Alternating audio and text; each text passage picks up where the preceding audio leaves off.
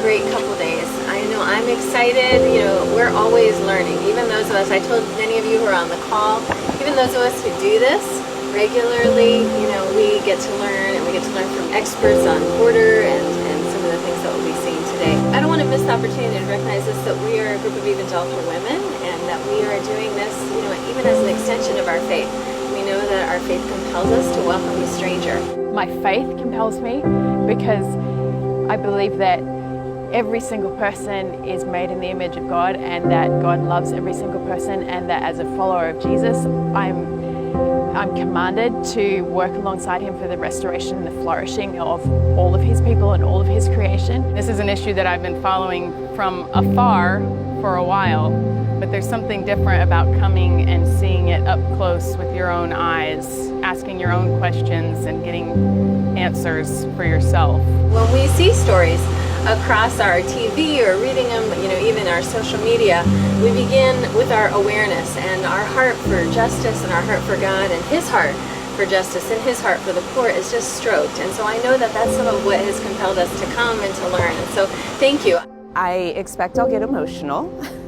I am a crier and I'm a mom. You're just thinking, as a mom myself, and I have a 7-year-old son, there's nothing I wouldn't do for my kids. The issue of children being separated from their families, that really gripped me in a soul spot that just made me really respond to that. So when this invitation came to go observe, listen, look, just see what the reality of it rather than the way back news absorption. So I just am so honored and thankful to be here and to see and let God work in me to respond in any way he calls me to. My prayer for us has been, God, help us to see. So often when we come from definitely a privileged position, when we see pain, when we see hardship, when we see injustice, we ask, what can we do? And that is a misappropriated question. The question as faith leaders that we need to ask is, can we even see it? Can we even see the perspectives of the marginalized, of the oppressed? And I think even when we put ourselves in a posture and ask, God, give us vision to see, we still have a limited view.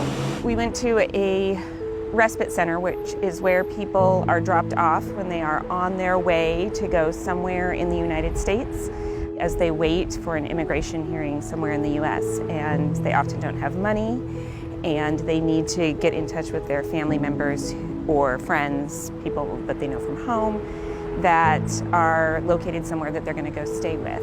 Our most important thing is to welcome the families and to give them an opportunity to be able to relax and to realize that we care about them. And so that's where we saw families just dropped out at the bus station that were in urgent need of help because they were dehydrated, they were dirty, they were hungry, in dire need of help. And so the community saw this and wanted to respond. We are helping out with as much as we possibly can. Since last week, we have been helping, making sandwiches, passing out clothes to the men and women and children that are here, walking families out to the bus station that's just a few blocks away here from the respite center, explaining their bus routes and their transfers. That's been very confusing for a lot of the families. We were given the chance to just mingle and pick somebody to sit with and talk to, and I sat next to what looked like a teenage girl. Tu hermano estaban juntos. Started talking to her, and she's 16, and I have a 16-year-old daughter. It felt really close to home. Looking into the eyes of some of these moms that are holding their babies and wondering if they were also separated from their children along the way and treated as animals.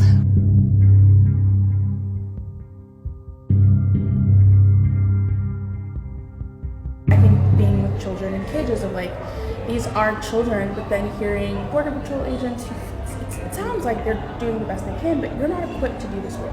The reality is, these are kids, they should be social workers and not men with guns.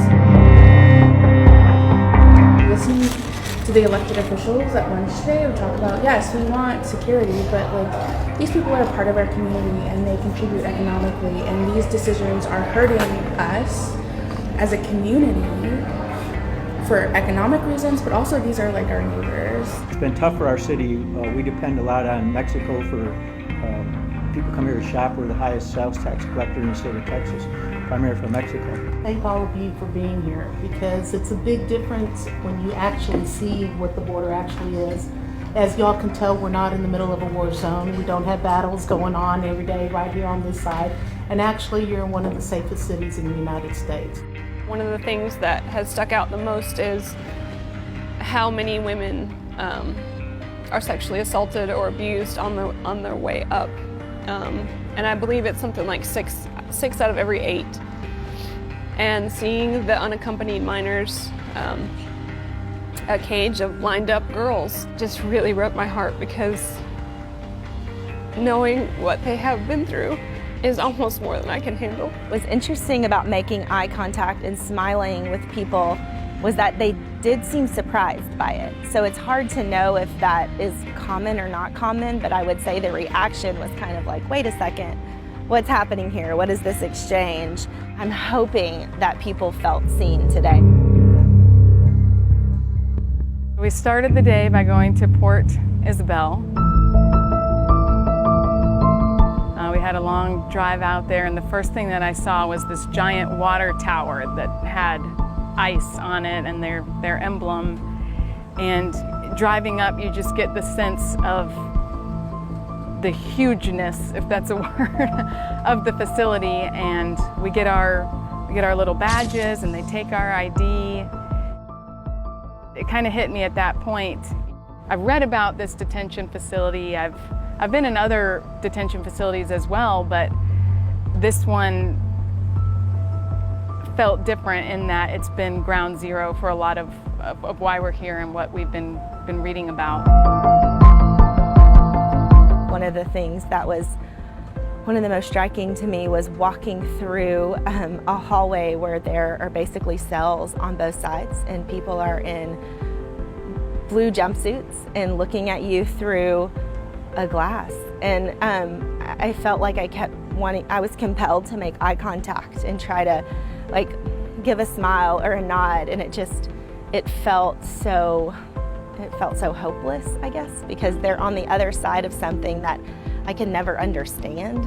It houses 1,200 people, so they were in various states of processing through this system, and it was really hard to see the people and talk to them and hear their stories. Mothers separated, daughters separated, all adults. They took us to the dorms and told us how they can volunteer to work, whether that's sweeping or pressure washing or painting lines on the road, and they're paid $1 a day. And there was a Coke machine in the room, and I went and pressed the button to see how much it was going to be. It was $1.75. So I'd have to work for 2 days to afford a Coke. The spirit of darkness is very strong there, and the spirit of shame is very much upon that place, but I feel like in those areas of life, that's where the Spirit of God is very present and very active, and even when we don't see it, He's there, and His presence is there. And so I'm just hoping, because I did not see that very present reality of God's goodness in that place. Just because I didn't see it doesn't mean it's not there, and I have to believe and have to hope that it's there. And so how do you see the image of God in Border Patrol agents and also stare in the face of these infants, parents with infants? These are stories that have been happening for years and years. It's not just this one moment in time where if we don't get on this bandwagon, it's never gonna happen. There is lots of work to be done.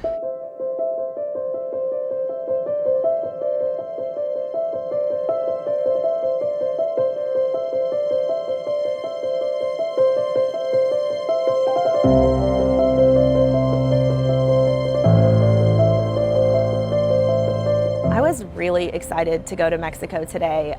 It was optional with the trip, and I thought I wouldn't miss it because I want to meet people kind of in the journey, right? Because we're meeting people who that journey's been halted for and stopped on this side. of the border who are being detained. And so going into Mexico and meeting people who are hopeful, who are dreaming, who are believing in something. We went to the bus station and met with two gentlemen there who also volunteer with the Catholic Church. They volunteer for Casa del Migrantes, which is a house that serves those who are going north into the U.S. and then also those who have been deported and are figuring out what their next steps are. From the bus station, we then went to Casa del Migrantes and saw the dorms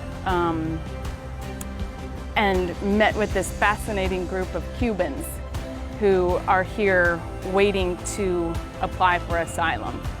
And they left Cuba 7 months ago and journeyed all the way up from South America, Central America, and are here. It was just so impactful to sit there and talk to people with that like fire in their spirit, because in the contrast to people in the detention centers, their spirits had completely been stifled.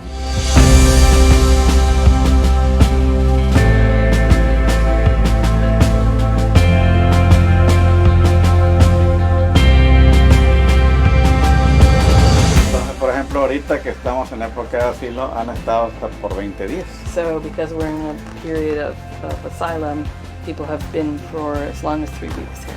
People were laughing and smiling and engaging us like in this space. So there was no glass between us. There was no fencing between us. It was just me and you, and we were getting to share an interaction in my broken Spanish. One of the women ran up to me. I was having a conversation with her husband, and she pointed to her belly and she pointed to him, and she's like, "This is his baby and we're married, and this is our second child." And they were happy and they were celebrating that. And I said, "Can I take a picture of you?" And they cuddled up and he put her hand on her belly, and I'm just like, man, I've had these moments with my husband. That was so beautiful and so life-giving after some really heavy days.